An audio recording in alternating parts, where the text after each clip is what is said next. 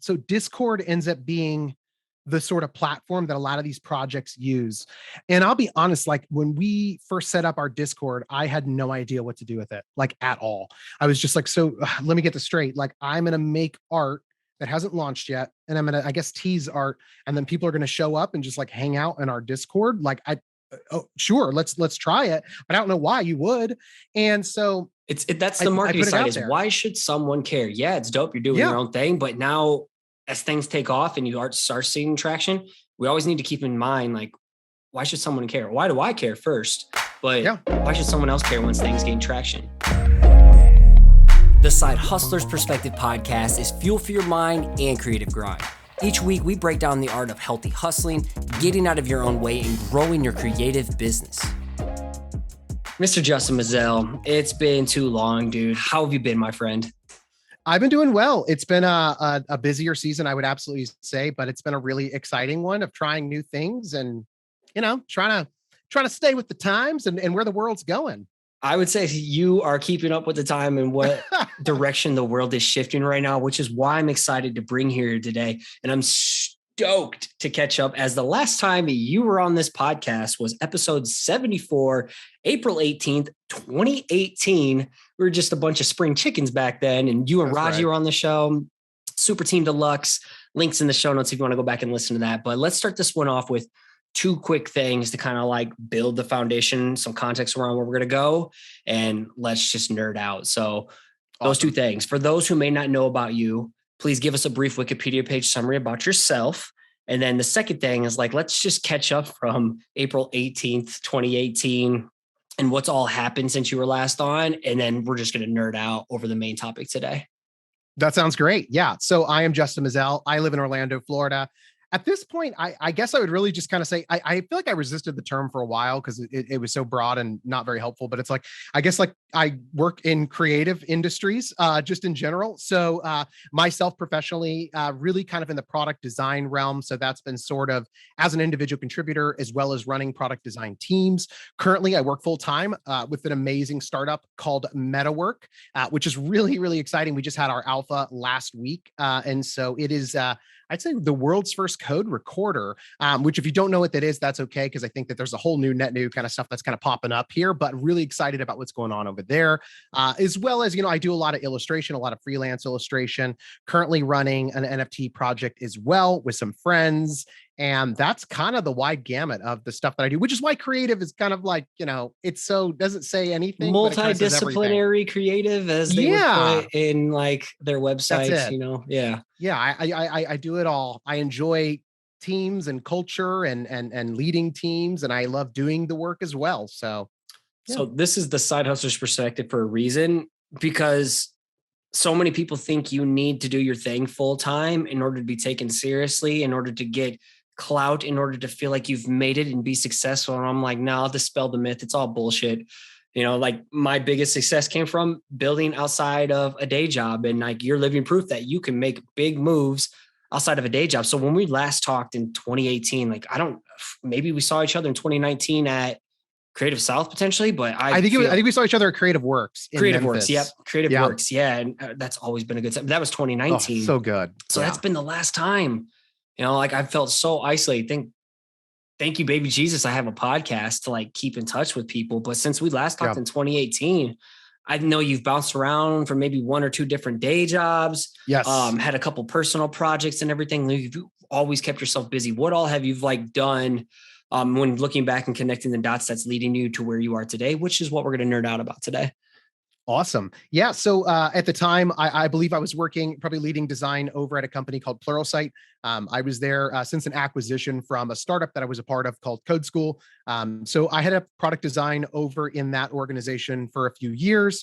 You know, kind of saw it go from, I guess, a privately owned to then being a publicly traded company, which was a real big transition and totally a big learning curve, where we started up something called the Practices Organization. And the entire idea behind it was essentially supporting individual contributors in their discipline.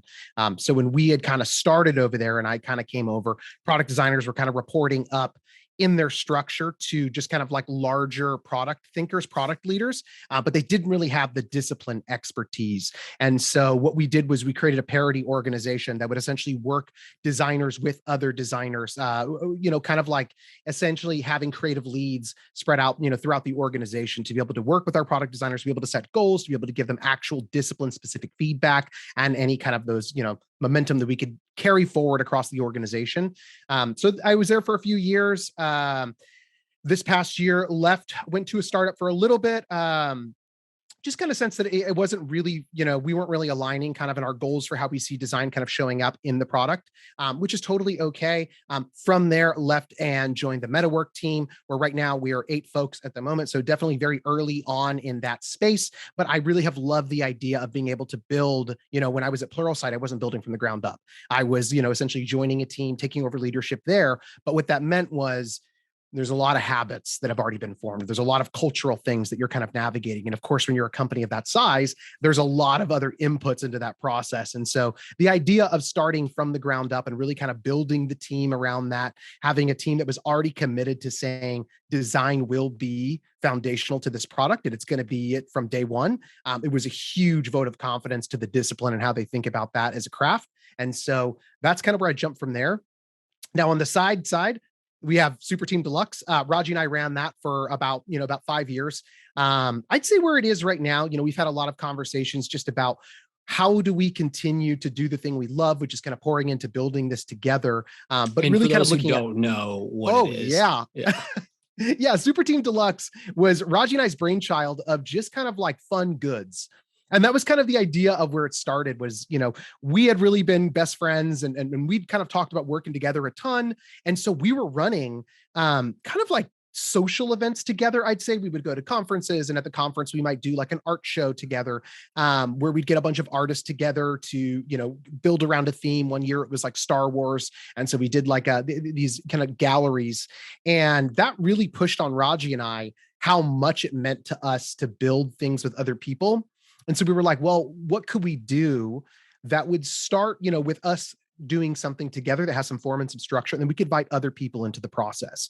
And so when we built Super Team Deluxe, it was kind of built around the idea of like, well, let's explore identity and explore the statements about us that make us excited. And so we talked a lot about like, well, we're kind of nerdy and we're computer people. And we grew up in this internet culture. We work on the web and we like art. And so we built this like little brand that was kind of kitschy with like pins and patches and stickers that kind of just celebrated the parts of us that we thought, well, maybe other people could join in on this and they would find some identity there. And what was cool was, we launched and immediately it was just like a whole group of people just kind of latched onto these things and really saw a lot of success, especially starting this where the pin game was already kind of like exploding at the time. And it was just a really you understood the crowd. Yeah. I mean, maybe. I also think like we just happened to find a few people in the corner. They're like, "Oh, that's me. And so they just kind of jumped on board, and it was fun, and it was like silly. And for me, I loved it because I got to write copy about all of our products, which was like my favorite part. Is just like whenever we come up with a design, like writing this little like quippy, silly statements. I don't know. It was really fun to do. And I think there was a time where creating these kitschy goods was kind of like the thing to do, a ton of patches, a ton of pins. The market was really big. It was really hot. But we have seen kind of like a pull back on that market, less people kind of doing that. And then as we got busier, Raji taken a new position. First it was Dribble and now he's over at Figma, where a lot of his time is kind of there. And then a lot of my time is kind of been spent elsewhere as well. It really kind of came to the point where we're trying to ask ourselves, hey, is this worth running at this point? We still want to work together. Do we want to do it in this context? And it was kind of like one of those, like shit or get off the pot moments with Super Team, where it was just sort of like, I think it's worth us exploring what that next phase is going to be for us. Where do we go in our relationship to continue investing in each other? And maybe for a while, that just means that you and I are just like really best friends and we call and we talk and we love each other and we check in on how each other's doing in their lives. But right now we don't have the energy to really put behind Super Team Deluxe when we don't know exactly where we'd pivot it. Because, again, it's not pins and patches anymore quite as much. Yes, we still make sales. Yes, we still do those things. But I think there was a lot of thinking about, hey, we need that next chapter if we're going to keep working together professionally. Well, also, there's got to be a season where, hey, it's time to not necessarily quit, but like pivot to something else new, exciting, where the world is changing. Like that was me and my business. I'm no longer Perspective Collective, which was extremely hard. It's coaching, but I can be an artist still and a designer and a coach and a podcaster and a kick-ass friend and a dad. But for you now, for this new season that I'm excited about, like I have been fascinated about how can I combine over the years. I got really heavy into crypto in 2017 at the top and bought it all the way down to the bottom, bought it all the way back up. And then I fell in love with the world of NFTs. I didn't fully understand it. I kind of thought it was dumb and I judged it from the beginning, and shame on me because like perspective is a big thing for me. But now I'm in this season where I can combine my love for creativity, coaching, community, podcasting, crypto, and NFTs. It's all starting to like blend, which gets me pumped. And I'm wrapping some context to bring this in here, but I've been big on Twitter this year. It's become my favorite platform. And I kept seeing people talking about this NFT project called Grim Syndicate. And I see a lot of people talking about a lot of shit because I keep an ear down there. And then I've dabbled a little bit in NFTs. I'm heavy into the crypto part, but I just kind of disregarded it at first as just another profile picture avatar project until I noticed your name pop up, and that caught my attention. I started digging deeper, the Twitter discussions, the community, the Discord, and I was blown away by this insanely awesome supportive community you and your team have been building. So that's what I want to talk to about today is like your journey into the NFT space, nerding out about this project. Then I have a bunch of little like questions to pepper at you, but how did you get started in here? How did this become the next transition? I know you said you're not like the super technical guy, but the creative mind in a sense of this, like, where did it all happen? Where did it come from? Like, shill me. Yeah. So wow. There's a lot of context there for sure. I had to build it up. Yeah, no. It's really great because of course, like anything else, these are new worlds for most of us. It's kind of like you said, you had a first understanding of what NFTs were and it didn't really click. And I would say it was the same for me. People buying JPEGs? Like what? Yeah. But it took me a while to get into digital art because I was so romanticized about having to draw with my microns on a canvas and someone can hold it. But I'm like, it took me a while to switch and understand the culture. That's exactly it. And like, there were definitely parts of me when it first came out, it's like by the time that I had started following NFTs, it was really kind of in the explosion of these closed networks that had them. And most of them were kind of like brutalist in design by nature. And it was sort of like this, if you know thing. And it was a very new way to get involved where it's like a lot of these people got invites from Discord, being in like these Discord communities. And so places like Foundation or Zora kind of popped up and I'm seeing designers that I know or that I followed kind of selling their work on here. And of course, did you see this all through Twitter though? I did. Yeah. Twitter's so where just it's at. On Twitter. Yeah. And I didn't really understand it. It was sort of like, okay, so I guess like I could, okay, the upward mobility is really cool. It's nice that you can make a piece and it's just a piece of art and then you could turn around and you can sell it and you can make, you're essentially getting paid on that time that you invested in doing that. So I saw that as like a really cool thing. Like I had mentioned, I do think the barrier for entry was really hard for me because it was like, this is a totally different group of people. Like, this is not just the people that were on Dribbble that I have connections to. And I could be like, hey, this isn't our creative community conference crowd.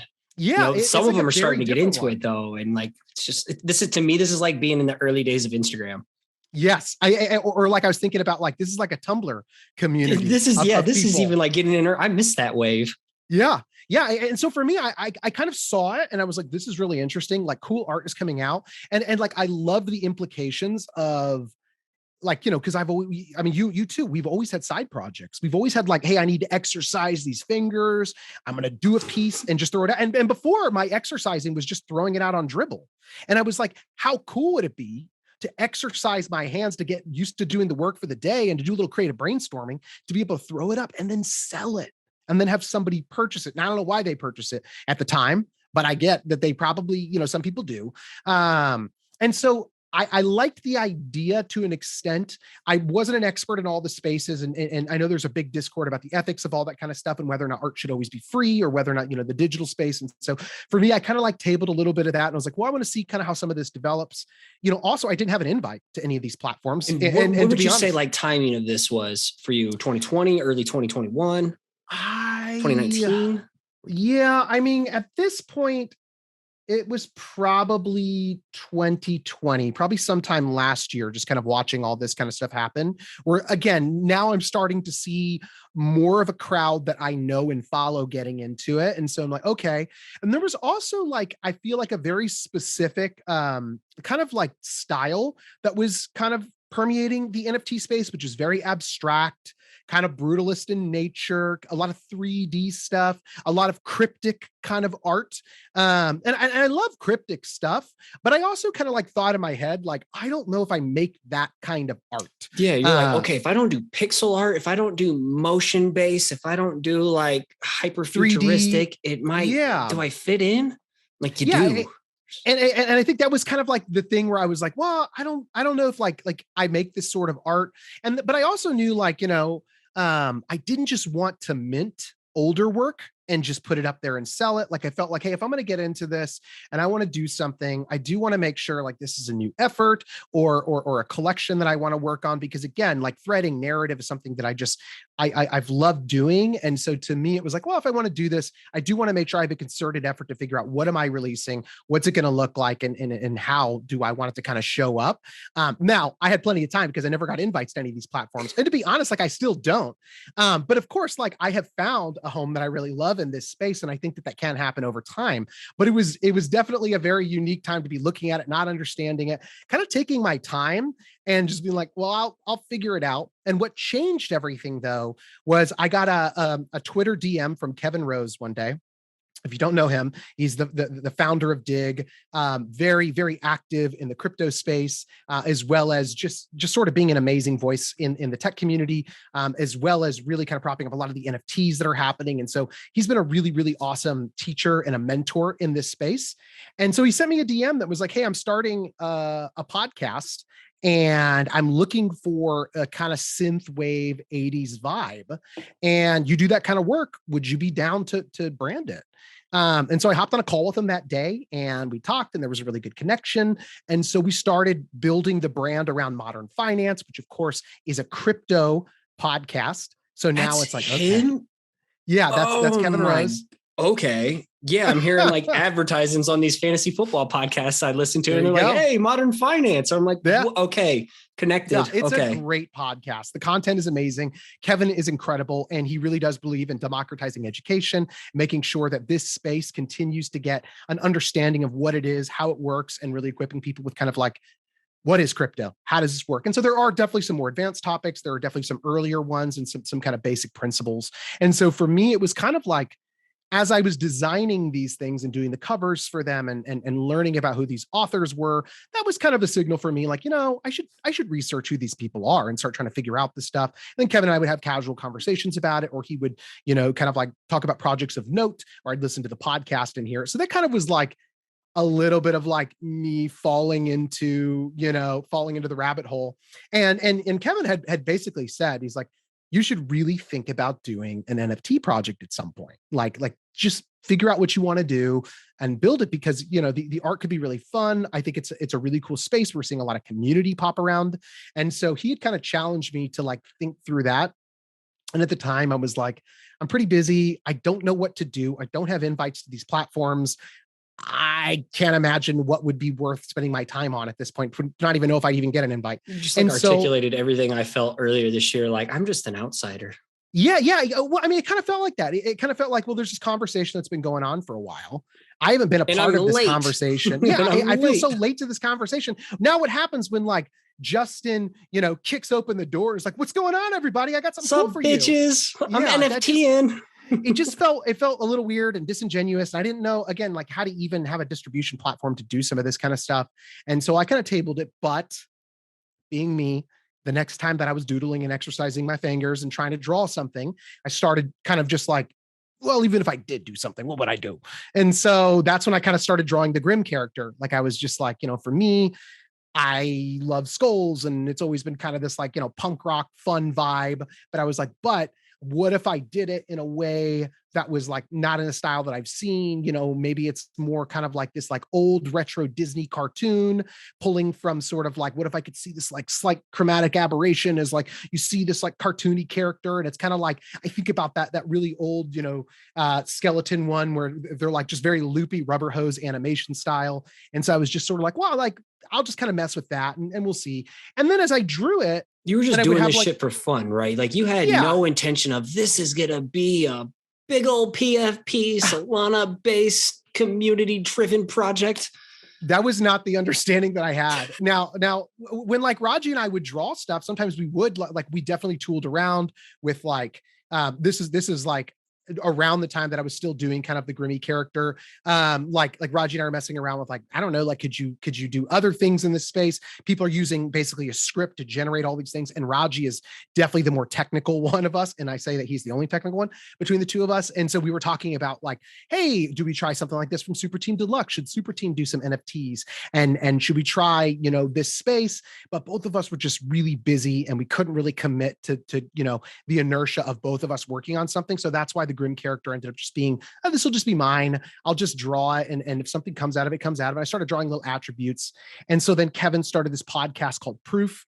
And Proof was only about NFTs. And so now it's an NFT specific podcast. And I'm listening to this one and it's been cool. I'm like learning even more about this process.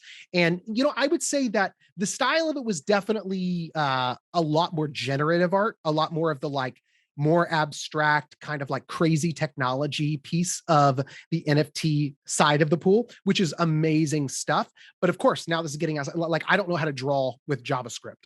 I don't know how to make all kinds of crazy scripts to do that kind of stuff, but I can just kind of draw pieces. And the PFP scene, I think, is approachable for a lot of people. For people who don't, it's so simple. If we did a bad job of explaining what PFP acronym is, just profile picture. Oh yeah. Like avatar. That's it. It's like huge projects if looking to like CryptoPunks or Bored Ape Yacht Club. Yeah. The mutant those style are and definitely everything. some big ones. Yeah. And all it really means cool is, cats. you have a single profile picture that has some traits that are remixed in it, whether it's, the color of the fur, maybe it's wearing a hat or some glasses. And so you've seen a lot of these projects probably pop up and people are using them on social media. A lot of crypto people probably have them. And Twitter's adding verification. And now I'm a Grim in my profile picture. And all of a sudden, boom, I get like hundreds of followers and everybody like, welcome to the Grim Syndicate family, bitch. And I'm like, oh my goodness, like, wow, what a warm welcoming. I'm like, I got to get him on sooner. Oh, I appreciate it. Well, what's crazy is like, so again, I still don't understand how all this stuff works. And so I'm kind of doodling the Grim character. Kevin's kind of telling me you need to try a project to see how it works, and his advice is great. It's like, even if you fail, so what? Like, how it works. Fun. You know what it looks like. You get to make some art. What's the worst that could happen? So I kind of table that as things are getting busier. And then I got a DM. I got to stop you right there for everyone who's just trying to make something right now. And they're getting too wrapped up of like, this has to make money. This has to turn into something. No, just have some fun and experiment. Like purposeful play is what I like to call it. So I feel like that's a huge takeaway without even knowing you're dropping a huge takeaway. You've been in this game for so long and you're still focusing on making it play. Yeah. And I think like something, define it for yourself. Like if you're worried that you're not going to sell 10,000, what does it look like for you to mint 50? What does it look like for you to not have to think about it? Or maybe it's a process where you don't think about even those numbers. And all it means for you is like, what if I just generated, 50 different items or traits that could go here. And I put together 50 pieces I was really proud of. Whether you choose to mint it or not, it's your decision. But it's like, don't allow these other verticals of success that people have kind of propped up, or like, this is what a successful project looks like. And we'll talk about that. That's before doing the internal fun. It will stop you every single time because you're going to get so wrapped up in your head. It's like, it's improbable. Yeah, maybe it is improbable. It's improbable that this worked. But it's like, I get to stand here because like, ultimately we stopped thinking about whether or not that was the goal, and let go of the end result. Yeah, absolutely. Yeah. Okay. So you start drawing. When did you realize like, hey, I'm onto something. This is what it's going to be called. Now I need a team. When did like the switch flip? I didn't. They probably sat on my Dropbox. Because when did you start drawing your first Grim? It was like May or June. It's probably back then. And then I just kind of sat on it. Yeah. And then I just kind of sat on it and I didn't know what to do with it. And then I stopped working on it because I was like, why am I doing this? Like, I don't know what to do with it. And then I got a DM from Lothar, who's my tech lead on the project. So the context here is that there are 3 people that launched Grim Syndicate. There's myself, there's Detrick, and there's Lothar. Lothar is our tech lead, but the 3 of us also worked together last year on a game called Node Shifter, and it was an iOS game. And if you don't know anything about that market, talk about needing to adjust your expectations of success. We kind of did a similar approach with iOS, where it was like, we have read all of these things about iOS games, and most of them fail financially. They're like a financial massacre where you put in all this time and all this energy because it's really expensive to build a game, and then you launch. But guess what? There's like 100 games launching a week and you sell like 20 of them. And that's exactly what happened to us. Like, it was 3 years of us working on this game and making all this art, and it's like super 80s and super synthwave. It's like my passion, and the gameplay we really loved building, and we wanted it to be simple, one-handed touch controls, and like make this arcade game blend with my love of roguelike games and like this little storyline. And I think the only reason it saved us is because ahead of time we had that same discussion we just talked about earlier, Scotty, where it was like, whatever this looks like, whatever we put out into the world, we will not be swayed by our number of sales. We will not be swayed by what other people think about this. The fact remains that the 3 of us said we wanted to build a game, that it was a dream of ours, and we got together and we built a motherfucking game. I don't know if I could say that. Maybe. Yeah, probably. Fucking good. Say whatever you want. Okay. And we built no a game. politics, no religion. That's fine by me. And we put the game out. And that was the goal. The goal was never a sales number. It was just releasing something so that something was in the world that I created. I had a hand in a video game, which I've always loved my entire life. And it didn't sell barely any. You know, we had like it didn't even cover probably the cost of putting up the website, but it felt so good to put it out into the world. And we kind of knew ahead of time based on the stats, like, yeah, it probably won't. That's okay. And to this day, I'm still so proud that we did it. And I'm still so happy that we put something out like that. Most people that I talk to, hundreds of conversations I have with creatives, is that so many people are scared to dive into the unknown because what if it doesn't pay off? What if I waste my time, my energy, my resources, my money, only for it to not turn out to this vertical expectation of success, like you say, the external results. And I think that's what is tripping people up, because anytime I've done something that didn't turn out the way it was supposed to, it all like pivoted and carried over into the next thing. Those 2 dudes that you built a relationship with, it carried on to the next thing. And that's the beauty of it. Like, no matter what, going hard in the paint in a direction that lights you up, it's going to lead to something else. I hope that's like a huge takeaway from this. You don't have to have it all figured out. Like, this is a long-term game. Keep running with it, having some fun, and like it'll carry on to the next thing. So like, we had that resolved though already, where it was like, what if this NFT project fails? You know, because it's like once we like, basically Thar sent me the message. It was like, hey, you have been talking about NFTs, probably because you're working on proof, you know, and it was just like, should we build something together? And I think the funny thing is, like, you know, normally I would probably look at that and be like, the last thing we built was a failure. It wasn't successful. But instead of that being the narrative, it was just sort of like, fuck it, why not? Let's do something. Let's figure out how to, because like I said, building Node Shifter was one of the most exciting things that I got to do because I loved building the game. What did you learn? Like, what are the top 3 things you learned about building Node Shifter that then carried over to Grim Syndicate? Well, the first one was what we talked about before, which is like, you know, define success for yourself. For us, that was putting a game out into the world. And that still feels amazing to me. The second one was, you know, to really do something that like you've never done before, but has always been a dream, was incredible. Like, I had not been a game designer before on a project. You know, by all inclination, I should not be able to do that. But I think for us, like, we really leaned into our own expertise, and with a team of friends that we had that were able to kind of like play test with us, give us feedback, and take. So you learned a new skill. Exactly. And it was super fun. And again, like I said, I still love the game. And then the third thing I think for me was, it was just like, you know, when you have this time, it took us 3 years to put it out, but really it was like, the last, I'd say 4 months were when we actually organized and rallied around setting goals and timelines for ourselves to say, yes, it's a side project, but if we ever want to see this come to completion, we need to be more like solving on what we need to do for milestones and to hold each other accountable, have those conversations. Like if I wanted to just like endlessly perfect this game to be, a AAA polished game, that never would have come out. So instead we had to be like, okay, you have 2 more weeks to finish the power up icons. Let's get them done. And it was So like, okay. Discipline, time management, project management, personal management, habits, structure, all that feels makes like a it. successful side hustle. That was it. Yeah. People, everything you just said right there, that's the point of diving all into the unknown and just giving yourself to something that you love, that you're good at or driven to be good at without expecting the demand and everything to be there right away. Yeah. It's because of all of that, which will then carry you toward the next thing. So June, you started drawing it. And I already got to say, like from our chat on the side, I was peppering you with questions. You're a psycho for building this. But like once you started like laying the groundwork and the foundation with your team, like talk about the process of drawing all of this and then leading up to mint. Like what's the best place? I can like pull something on the screen while you're talking. Yeah. What is that us, Rarity thing? Would that be the best place? What's there's How Rare is a website a lot of people use when they're kind of like looking at which ones to get. I did that challenge yesterday and it had like all your did grids. You? So let me find you. So like start talking about kind of the process June to leading up to mint while I pull this up. Yeah. So essentially what happened was, Lothar messages me and is like, let's do a project. And Detrick, and I'll just say, Detrick's my brother. And so that's been really cool too. Just like working on a project with my brother again has been super fun. And so when he messaged me about that, it was sort of just like, what should we build? And do we want to build like a game in this space again?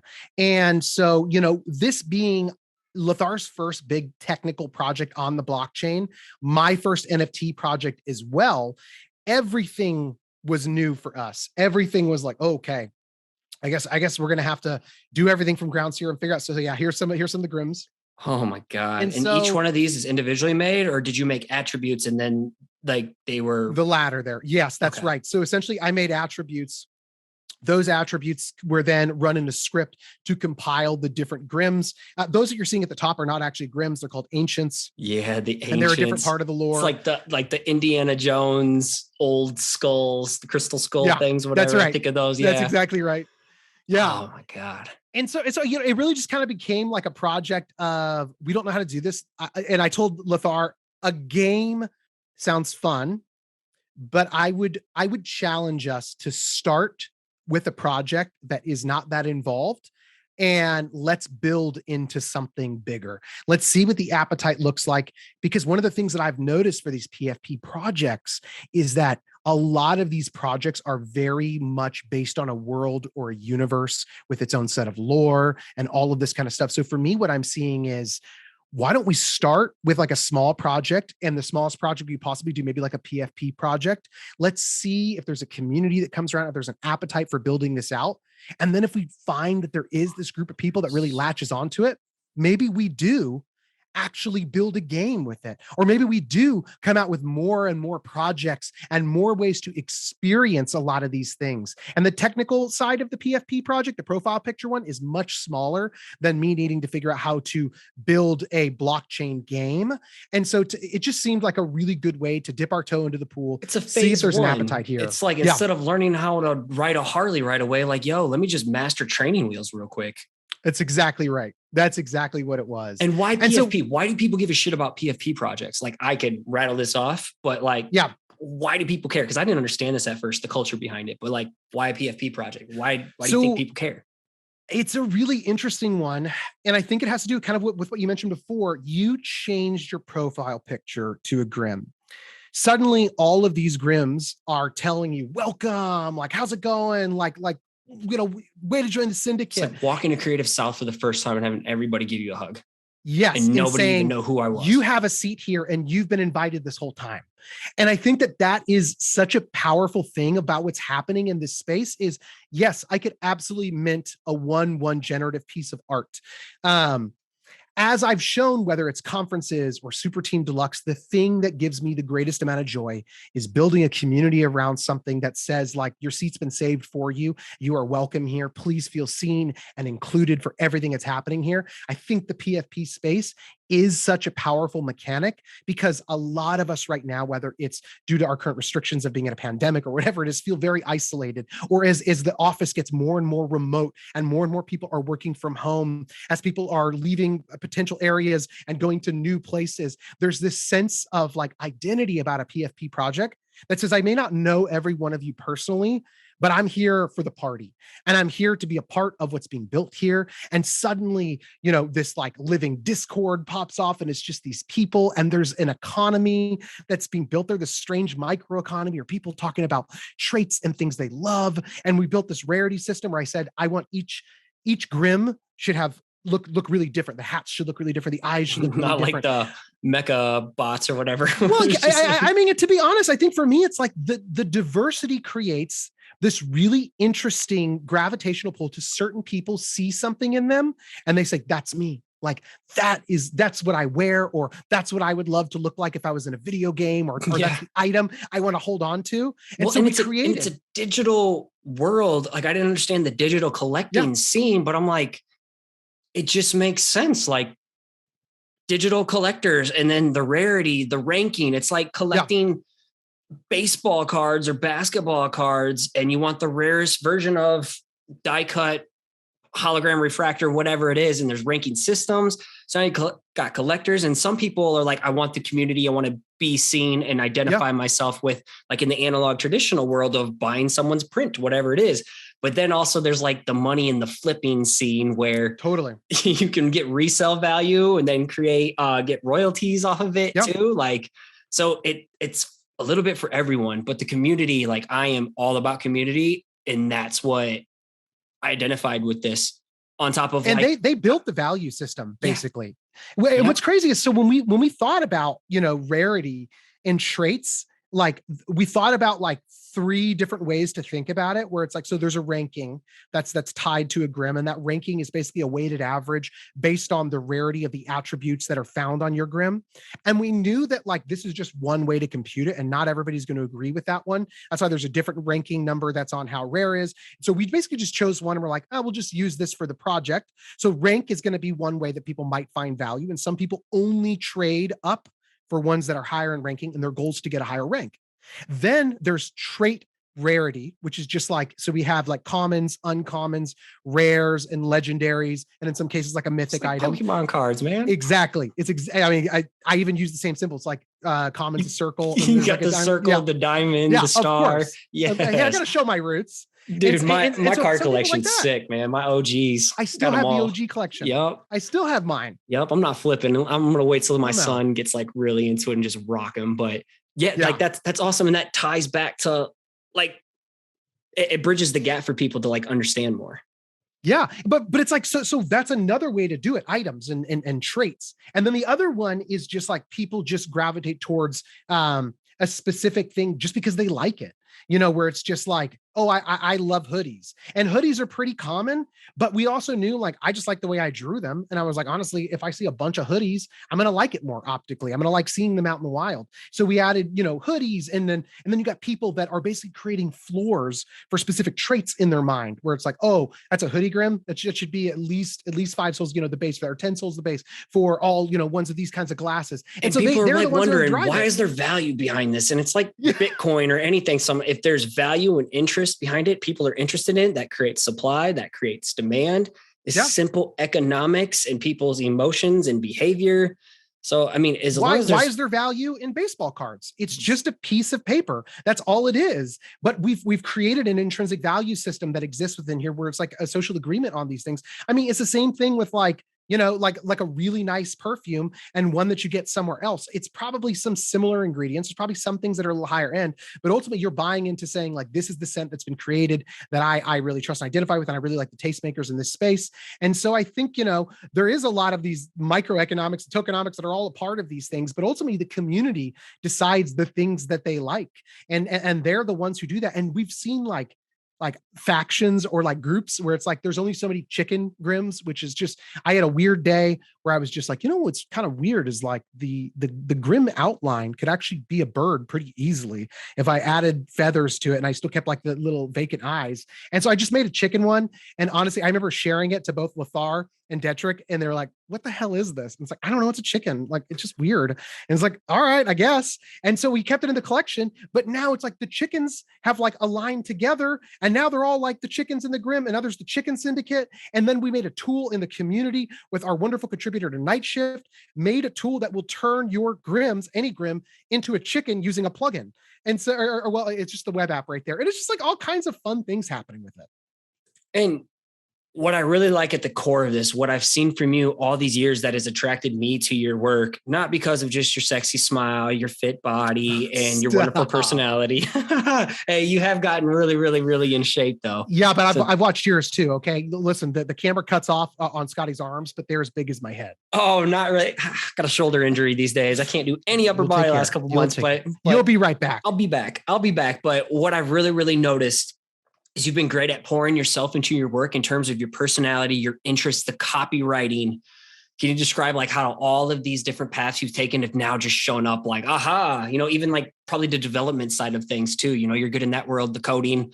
How has this all just come together? All these different shit you've been pursuing over the years is now like funneled into this new exciting space. And, this space has got me excited about art again, because the old Instagram and everything just got so stale and got so business and ads and buy. Yep. And market. And I'm like, I like marketing. I like all that, but man, it killed the artist in me. And this is reviving me back, so how does all of this come into play with what you're doing now? All of your interest, everything is like back into this. Yeah, it's been really unique. Cause like I said, so Discord ends up being the sort of platform that a lot of these projects use. And I'll be honest, like when we first set up our Discord, I had no idea what to do with it, like at all. I was just like, so let me get this straight. Like I'm going to make art that hasn't launched yet. And I'm going to, I guess, tease art. And then people are going to show up and just like hang out in our Discord. Like oh, sure, let's try it. But I don't know why you would. And so that's the marketing side is why should someone care? Yeah, it's dope. You're doing your own thing, but now as things take off and you start seeing traction, we always need to keep in mind, like, why should someone care? Why do I care first? But why should someone else care once things gain traction?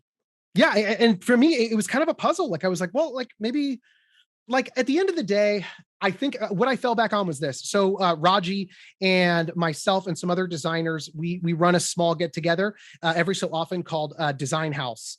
And this Design House is really just taking a week to get people together to live in a house together. The one that I did, the last one that I was a part of, was about 27 people, 27 designers in this house, all living in this house, all kind of like hanging out and working.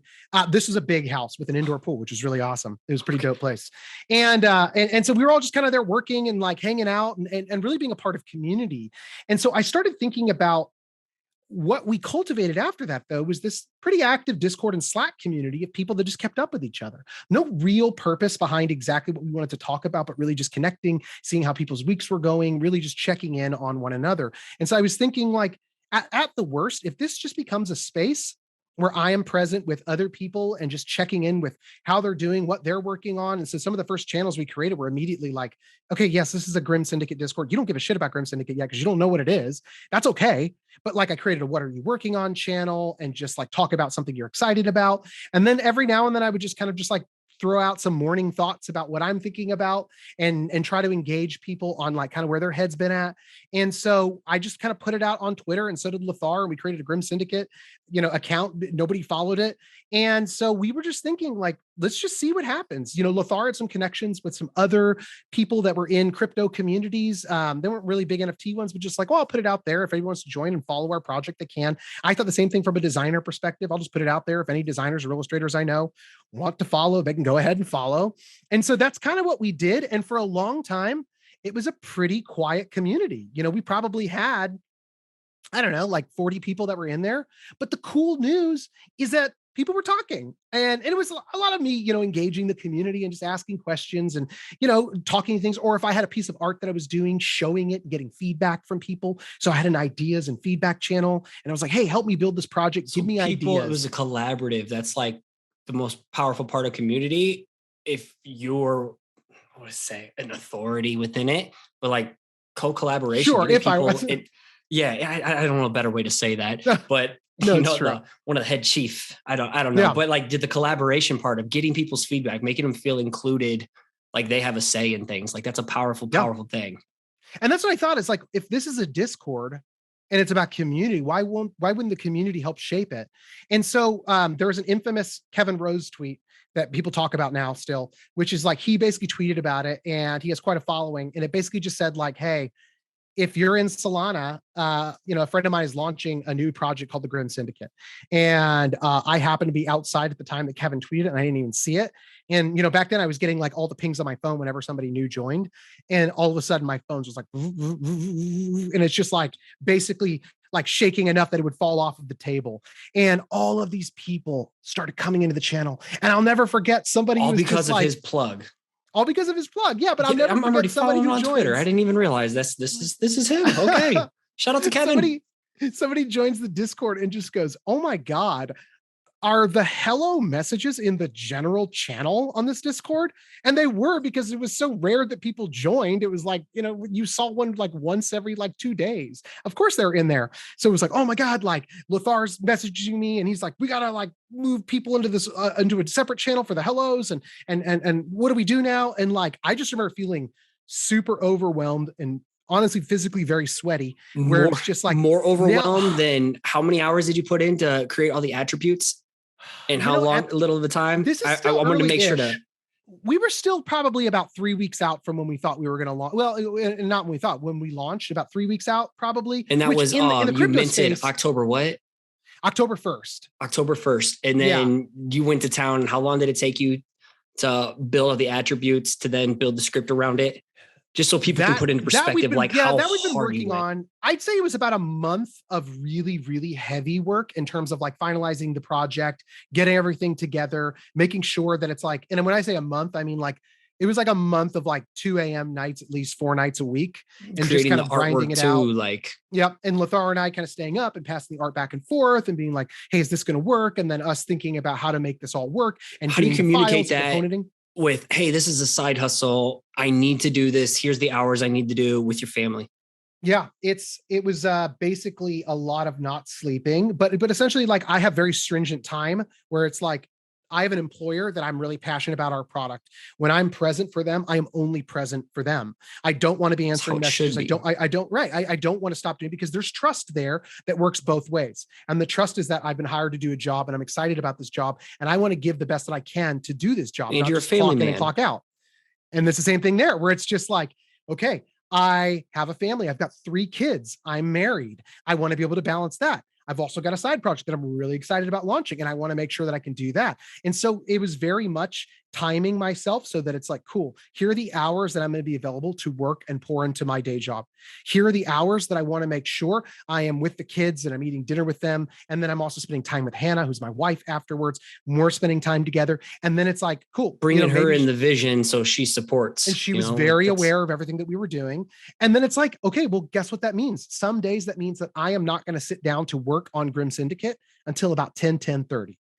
And that means that I'm going to have to work my butt off to make sure I get to bed at a decent time. Now, I also I need to work out. I need to go on runs. If I don't do these things, I suffer. I know when I haven't run, but I know what I feel like when I don't do that. It's in my brain throughout the day, and it takes up mental space of just being like, you need to go run. It's going to feel really good. And it's like, almost like I'm so busy, I can't not do that, is the way it feels when that kind of takes over. Now, I will say the last probably 2 weeks is where obviously the balance kind of fell off. And it was very much like, hey, I need to be heads down. Hey, I'm going to be unavailable to do dinner, with the kids tonight. I need to really focus in. But again, but you knew it was a season. This isn't like you had boundaries set up, and you knew like, hey, I'm at the finish line I checked everything with my partner to be like, if this is what I have to do to make this project work in the timeline, what do you need in order to do, to make this okay for us? Or is this just not going to be okay? Because if it's not okay, then we push back the date. Then we figure out an alternative plan around that. And of course, when you have priorities in your life, like for me, my partnership with my wife is a priority. My role as a dad is a priority. And so what we did was we just kind of created a plan around it. Okay, great. I've got a mom who's here in town. Let's get her over to be over for dinners. Let's get her help in this space. I've got to work this weekend. Let's see if she can take off work to be present with the family. And so we had to create a plan around it, knowing that this is a season. And that was absolutely the contract that Hannah and I drew up, which is just like, she's like, this can work for a bit. This cannot be going forward. And that's something that we have to continually look at, and also make sure that I'm doing my side of that bargain, that I'm honoring that side of the commitment. Because there have been moments where it slipped, where it's like, oh, I'm somewhere and I should be fully present. Right now, all I'm doing is help kids before bedtime. And I think the importance of trying to paint is like, hey, you can get so obsessive about your creative work because this is play for us. But man, there's still so many important elements of life that we all need to focus on. And I just wanted to paint how dope it is that you're still doing this, showing it's still possible outside of a day job, being a family. I'm like, this is possible, y'all. Listen. Yeah, it is. But you do kind of sacrifice certain things where it's like, my thing was like, I love playing video games. That was like kind of my jam. I haven't played a game and who knows how long at this point, except for when I was on a plane and I had my Switch. But it's like, again, I think everything is about looking at kind of what you mentioned about seasons and really trying to understand, hey, if something is going to change materially about the way that I'm working and operating in this world, and if it feels like there's going to be a bit of an imbalance, I need to set like an actual timeline or a milestone for how long this is going to exist. If it continues from there, there's something that will not sustain. And so I think it's okay to take on things that are unsustainable for a little bit, for like a blip of time. But I also think the temptation is to see, oh, wow, that was really successful. Or, oh, wow, that really gave me a push. Maybe I should just keep it going. And I think that is where you start running aground right there, because again, your social contracts that you've built with your partner, with your kids, with the people around you in your life, you're like, hey, I can't go out this week. I'm going to work on this. What happens then if you become the recluse and that's all that matters? Like at some point it's going to break for me. And if I don't keep in check with myself, it's going to come out in a really weird way where I just explode all of a sudden. And that is not good for anybody around me. Been there, and I'm like a constant work in progress of trying to get better at that. Like it's hard when you're obsessed with something and it's fun, and then you're gaining lots of traction. As we kind of wind down, man, I could keep talking forever on this. I do want to talk about the success you found on Mint and launch day, how people can get involved in Grim Syndicate as well if they're interested. Like, what's the easiest first 3 steps? And then we'll kind of land the plane from there. But talk about like the build up to Mint Day. Yeah. So basically what this is November now. Yes. Yeah. We're like 3 weeks out now. Yeah. So basically what happened was we built this community. We had a large influx of people. And so I didn't know how to promote, and I hadn't really been that active in the NFT space. But after looking around, what I've noticed is that the way people promote in the NFT spaces is you do like collab giveaways, or you find an NFT promoter and you pay them money or give them an NFT and they promote your stuff. And so for me, just kind of being in the design scene for a while, I was like, I don't really like the feeling of like tagging random people. I don't like the idea of airdropping like certain people, which just means you just give an NFT to somebody. I don't like the idea of giving a free NFT to people who like honestly like could pay for it themselves, who like are already successful in this space. Like to me, if anything, we should be thinking about how to get NFTs to people that have never had one before, or who don't have the means or the finances to be able to get one. And so like we started this whole like, at first, like I said, I just didn't know any better. And then people were like, man, I really love that the Grim Syndicate Discord is all organic. And it's like, well, tell me about that. And it's like, you don't shill, you don't pay promoters, you don't have giveaway contests. A lot of them run just random contests. Fake accounts blowing up my DMs like, oh, check out this new project. That's right. How? Yeah. And if you've been on Discord, you know how bad the spam is. And so, and for me, every time I see it, I'm just like, oh, this is a terrible introduction to your project. I don't like it. It feels skeezy. It feels gross. And so, and I will say this, I say this knowing full well that I say it from a place of privilege, where it's like, I came from the design space where I had a following to an extent. And so, yes, of course I was able to leverage that. You know, I have a great friend who is Kevin Rose, who had a really infamous tweet, who brought people into the space. Once again, was able to use that to be able to grow a community out of it. But then we started listening to the community about how much they valued this, about what it looks like to be all organic. And so we were minting 10K pieces. Originally, we were going to do 2 SOL for it. once we were kind of watching the space even more, we saw more mints happening, and we saw people were kind of dropping the price. For those who don't know, is my Solana. baby, by the way. Yeah. But it's Solana. It is a layer 1 blockchain, Yes. smart contract platform, which Yeah.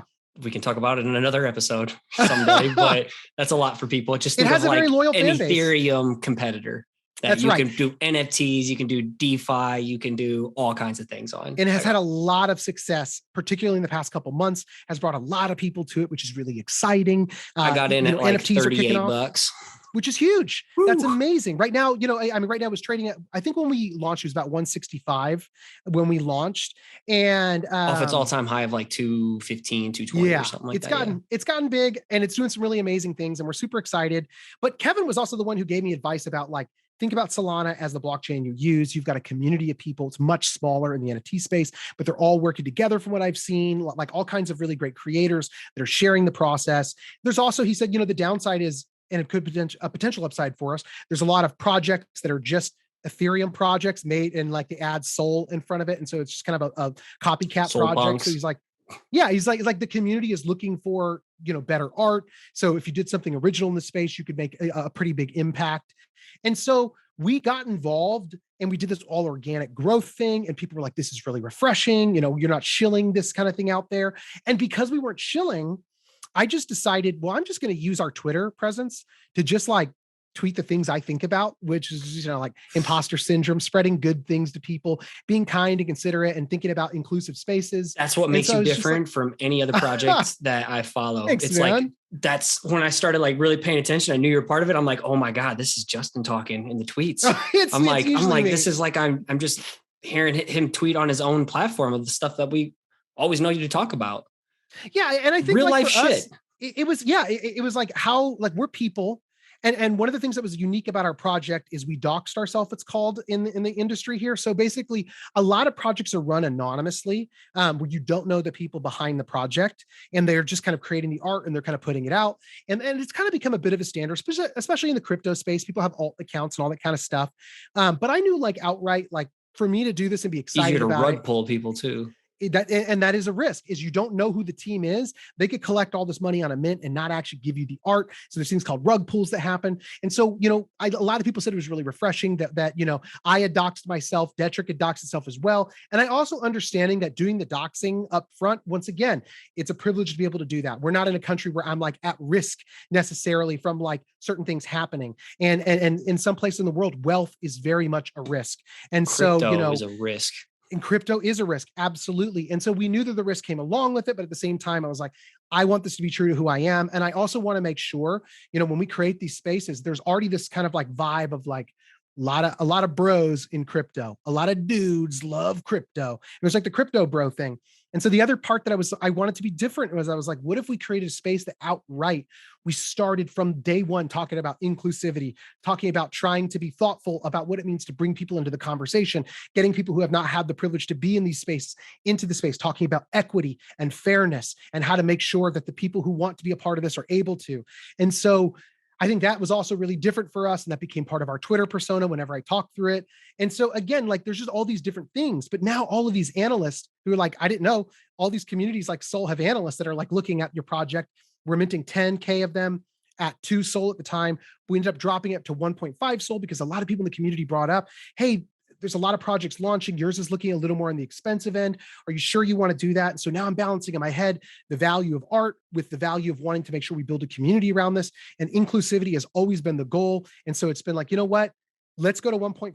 I don't want to drop it down to like a 0.25. Yes, that might get us more, but there's reasons why you don't want to go too low. And that's, you get a bunch of bots that get in your channel. You get a bunch of people that just want to flip it really quickly. And so to me, it was like 1.5 to me was a signal that we're listening to the community. I want this to still be inclusive. But number two, I still want you to buy into this project and not just buy a whole bunch of them and turn around and sell them for a quick profit. That's not what I'm looking for here. I want to make sure we have a consistent community of people that surrounded or a part of it. Yeah, who get the vision and want to build this. And so the day of mint, so many people were like, Grim Syndicate has really good art, but they just don't have enough traction. They only have 1,200 Twitter followers. They only have 1,800 people in the Discord. A lot of these successful projects that are minting and selling out in 10 seconds have 30K people in the Discord, have 20K Twitter followers. And we had people show up that day, come into our Discord because it's open and be like, how many? 10K? How much you minting at 1.5? And they just like laugh. There's like, no way. No, there's no way you can do this. You need to drop your price.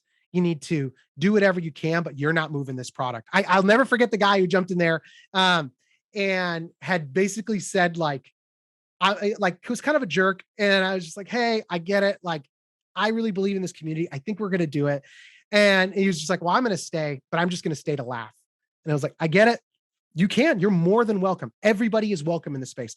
I am going to ask, though, that you show up a little kinder to the people that are in here, that you don't go and you're not mean to people. There's a term called FUD that people use in the crypto space, which is fear, uncertainty, and doubts, an acronym. And I've seen it being used as a police wand to keep people in line to not talk bad about a project. And so I'd never want to use that to silence someone. But my whole point was like, you have reasonable doubts. You have reasonable concerns about the success of this project. You are more than welcome to talk about it here. More than welcome to talk about it on Twitter. I don't care where you talk about it, but you need to show up and you need to be kind to the people here because they're going to give you the best answer they can. That's all I'm asking. Be here, laugh when the mint happens. I don't think you're going to laugh. I feel very confident about what happened. And so we did the mint and, we sold out in about 90 minutes. 100% of them, 10,000 pieces of art. What's the floor at now? Sol. Floor as in like base level for people who don't know. I think we're at about 4.5 Sol at the moment. It does move quite a bit right there. You know, a lot of projects are up and down, especially right now with NFTs. But it's like, it caught a lot of hype, and now Bitcoin's turn to bang. You know, but it's like it's so cool to me because it's like. Now, my dream would be, I understand that not everybody wants this, but it's like the coolest thing for me would be, what if you had a diversity of like a low floor that could get people in the door? And there are some rare pieces that go for a lot, as you saw in some of the higher rankings. Like there was one that's like 4,500 Sol. Like to me, the ramp is so cool to me for as long as we could maintain it, because what it means now is we could get people that come into the community that can afford. I know not everybody can, but the people that would be able to jump in. We'd have new faces come in that could get acclimated to this community, learn what we're all about, learn about what an inclusive space it is, about it's a learning space. You know, we've got places where people are learning about crypto, where people are teaching.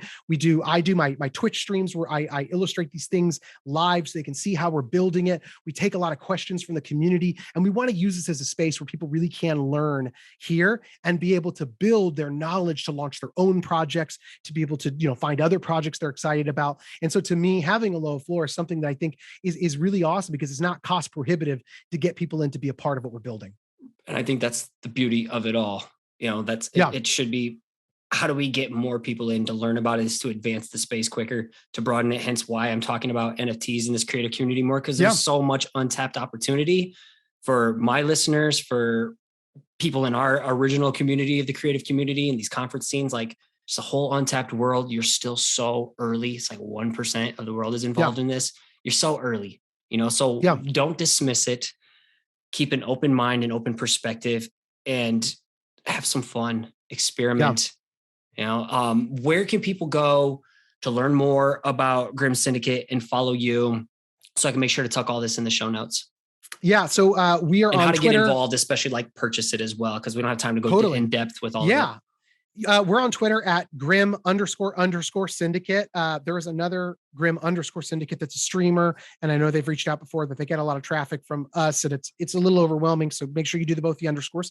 And we have grimsyndicate.com where you can learn more about the project and what we're doing. We also have a Discord that you can jump into. And I do just want to say, if you're looking to learn about Grim Syndicate and what we're all about, please just hop in the Discord. It's probably the easiest way. There are people there that are amazing at answering questions and bringing people into the community. And we have made sure that the Grim Syndicate is not a place that's walled off to only Grim holders, that you can still be a part of what it is we're building.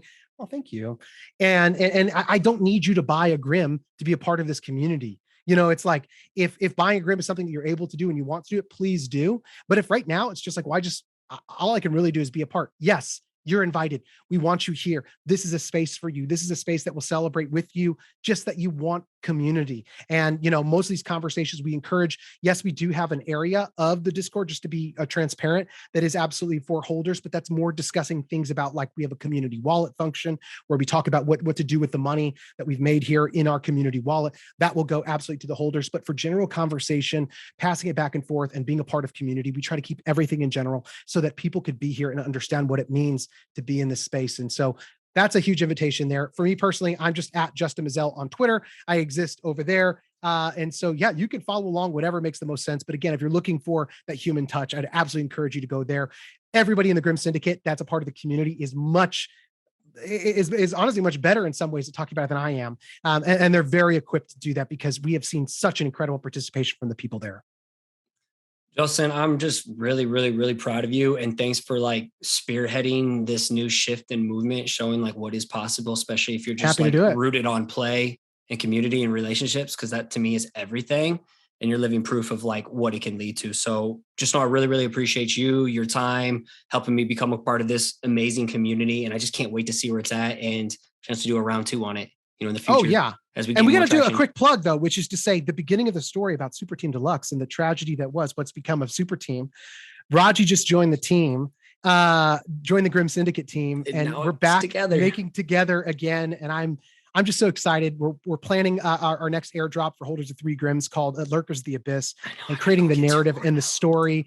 And honestly, just doing it, it's like my childhood dream of being able to do this. I just gotta say that. I gotta unstake some Saul right now. All right, thanks brother. for having me. I appreciate it. Always, man. Let's keep in touch. All right.